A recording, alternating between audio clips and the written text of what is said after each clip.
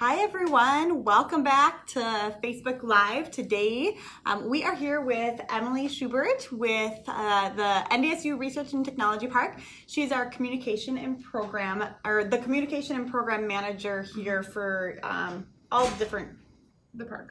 For the park in general.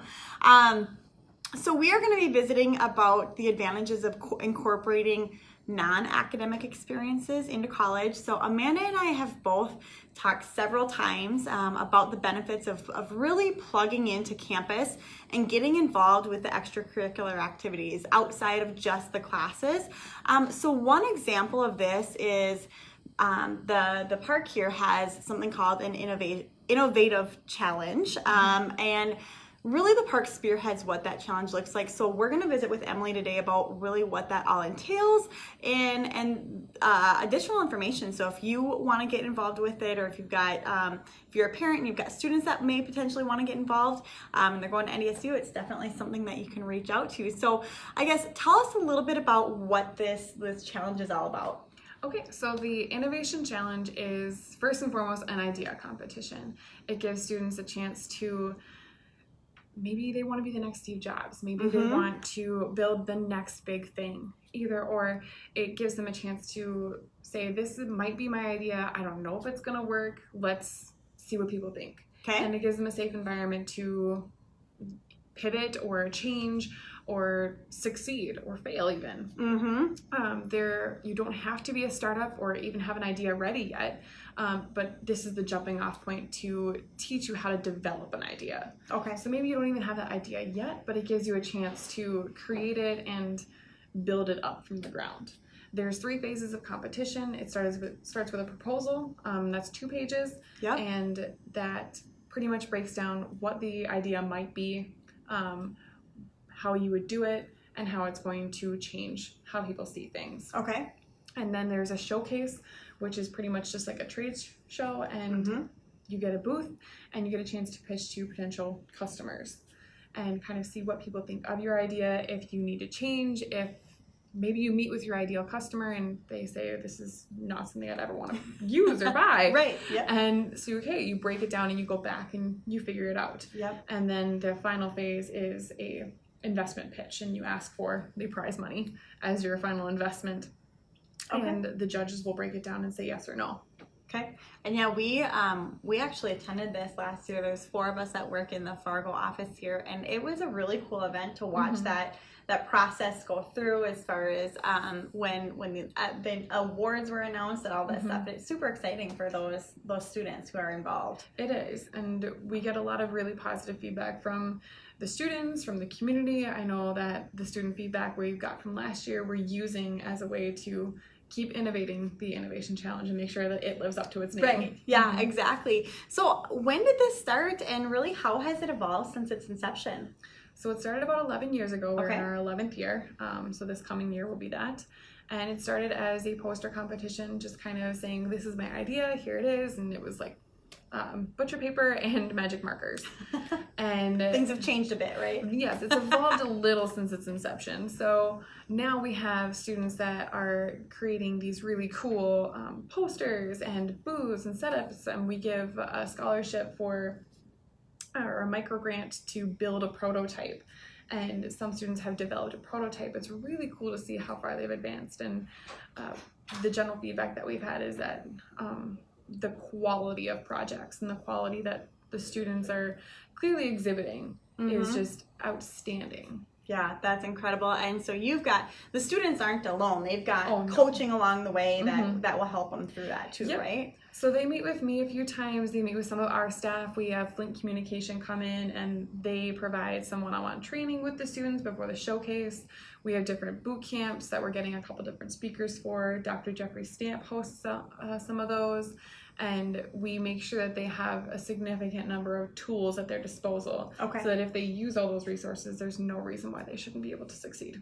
Very cool. So nice for those students to be able to have the opportunity to really have that guidance and push along the way too, especially if they're not real sure where to necessarily turn. Exactly. So let's talk a little bit about what type of things that the students learn. What do you think are the biggest values that are gleaned from this project? I mean, honestly, I think that the ability to work in a team, because yes, we do that in the classroom setting. Most of the projects are team projects. Yep. Because that's preparing you for what you'll be doing later on. Because no matter what I do, I'm almost never working alone unless I'm writing a small document. Most of my work is done with a collaborative team, and we all work together. And no matter where you go or what you do, you have to make that team work. Yep. It gives them the chance to problem solve and take that another step further and actually do the solving. So maybe you notice a problem. Great, congratulations. You saw something wrong. Yep. What are you going to do about it? Yep. So maybe they take something that annoys them, like maybe there's not a good way to put grocery carts away at the grocery store. So how can you innovate that? And the whole reason behind innovation is changing the way people do something. Yep. Even if it's just a small, minute change, it's still an innovation. Definitely. It gives you a chance to public speak, because regardless of where you go or what you do, you're going to have to convey information to different people. It may not be a vast audience of 300, and we're not going to make you do that either. Right. But it gives them a chance to speak in front of a group of 2 or 3, in front of judges, in front of people that they haven't met before.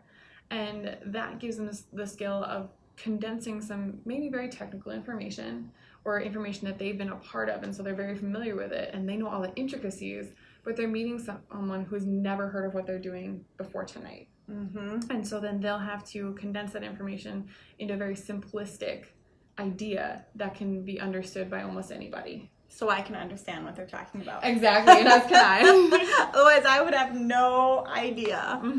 Very cool. So when the community is thinking about this, so these are students that are participating, right? Yeah. So if the community wants to get involved, how can community members be involved in this challenge? I mean, we're always looking for sponsors. So if you have extra funding, please send it my way. Yeah. But honestly, come to our events. That's like the biggest thing. We have about 300 people that come to our showcase event, and that's awesome. I'd love to get it above 500 though. I would love us to need to use the Fargo Dome. Right now we host it in the Union, but if we need to use the Fargo Dome, I'm not going to be complaining. Yep. And give the students a chance to defend what they're doing. So it's called Innovation Challenge for a reason, because it's designed to be somewhat challenging. So come to those events, ask the students those questions like, why would you do it this way? Have you thought about maybe doing it a different way? If you don't understand something, tell them. They want to explain it to you. Make them reiterate it in a different way so that they have a chance to do that as well. But come to the events, talk to these students. If you have the ability to be a mentor because you're familiar with a certain industry, great. Please come talk to me, or just come talk to the students and say, hey, I get a lot of what that is. I understand it. This is really important. I think what you're doing has value. I'd love to work with you. Even if it's just as someone on the side that says, maybe I wouldn't go that route. And just provide some advice from someone in the industry. Absolutely. And I'm sure the students love to get that feedback, and especially those people that are in the industry and want to help them out. I'm sure that they absolutely love having that real life experience in there too, right? They do, and it's an incredible way to build up students' networks, to build maybe your network. So maybe you become a mentor of someone who becomes the next Steve Jobs. Do it. That's awesome. They're gonna say, this is the person I learned so much from. Exactly. It goes two ways, right? And that's a lot in college as well. You know, where when I opened up, I talked about really doing things outside of just the classroom, getting involved. And it doesn't even have to necessarily be this specific challenge that we're talking about. It can be anything on campus that you're involved with, but just helping to build that network of people. You know, you do need to know what you need to know in order to get certain jobs, or to be successful if you're starting a company. But it's a lot, you know, it really helps to know people and people that can connect you to people, and someone may be looking for someone or something, and they just so happen to have met you at this event, and they're able to connect you and put you together too. The only reason I heard about this job is because a friend of a friend knew about it. This specific job. And well, yes, my certain skill set lined up with what I have to do here. The only reason I heard about it and that I got the interview was because I had coffee with a friend of a friend. And it just so happened you guys were talking about it, and I was like, okay, like I'm looking for a job. And he goes, oh, I know the perfect thing. Let me send an email. 2 days later, I had an interview. Isn't that great? I mean, yeah, you just never know where connections may lead. Exactly. And yes, it can be kind of scary sometimes going out on a limb and networking, but you just have to remember that everyone probably has that little butterfly in their stomach as they're doing that too. And I still do. Yeah. Yep. So in order to participate, do you have to actually want to start a company? No, honestly, there are several students that come in and they have no intention of starting a company. Some of them go on to do so, and some of them, they take the money and run. And that's fine. Like, we don't judge that. We would love to have everybody who participates start a company, but we understand that that's not everybody's dream. Yep. And if we can teach you what the reason that you don't want to start a company, maybe you thought you did, and all of a sudden you're just like, this is not for me. Or maybe you say, you come in thinking that it's not, and you walk out and you're like, I am going to do this one day. It's my dream and my passion. I've figured it out. Yep. But it gives them a chance to succeed or fail in a safe environment without investing their entire life savings. Yes, that's a very good point to make. And it also helps people understand maybe if they have one idea of a road that they want to go out down, but maybe during this challenge they see something else that's going to be more beneficial too. Have you seen that happen at all? People like kind of twisting and turning their ideas? Oh yeah, so people will pivot all the time. So very commonly when the entrepreneurs come to the incubator building, they have this idea, okay, like, this is what I'm going to do, this is how I'm going to do it. And more often than not, they change their concept, their idea, or even their company 2-3 times before they graduate from the incubator building. Yeah. And we see the exact same thing happen in the Innovation Challenge. They start one way, and as they get judges' feedback, as they get feedback from consumers, as they get feedback from the community, they pivot, they change in order to better suit what their needs are actually. Yeah, absolutely. And a lot of times they need to look at what clients and customers are needing and wants too. So sometimes that dictates the route that they're probably going to be going down, right? Yep. Dr. Alvin with the Innovation or Engineering Department at NDSU is actually teaching a course that's all about using consumer justification to build a product. So maybe you love this product and you think it's going to be the greatest thing, but it doesn't resonate with a consumer, and that you have to change and pivot in order to meet the needs that your market is going to absolutely, because if you don't have a market, you don't have a product, right? Exactly. Yeah.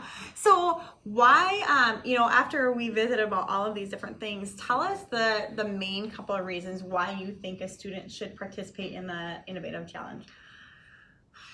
The main benefit, I think, is to create and build that network, and you're meeting so many different people. It gives you a chance to build your resume up from the ground, and it gives you that skill set that employers are really going to see and look for, of condensing that small amount of information or that very complex amount of information into something that's very simplistic. And it gives you a chance to meet other professionals, maybe someone who might be a good contact point for a job, maybe a reference. And I mean, did I mention we also give away a couple $1,000 in prize money? Like, and we don't judge how you spend it. Like, you can spend it on whatever you want. If you wanted to use it to start a company, several of our winners have done that. Several have spent it on pizza and beer. It's entirely up to you. Whatever you want to do with it. Pay back your student loans. Right, absolutely. Yes, that would be a great opportunity.